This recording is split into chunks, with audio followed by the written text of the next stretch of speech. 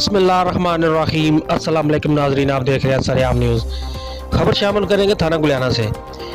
Gujarat police تھانہ گلیانہ نے قتل کی واردات میں مطلوب بیرون ملک دبئی فرار ہونے والے خطرناک مجرم اشتہاری کو انٹرپول کے ذریعے گرفتار کر لیا۔ ڈی پی او گجرات عمر سلامت کی زیر قیادت گجرات پولیس کی ضلع بھر میں خطرناک مجرمان اشتہاریوں کے خلاف کارروائیوں کا سلسلہ جاری۔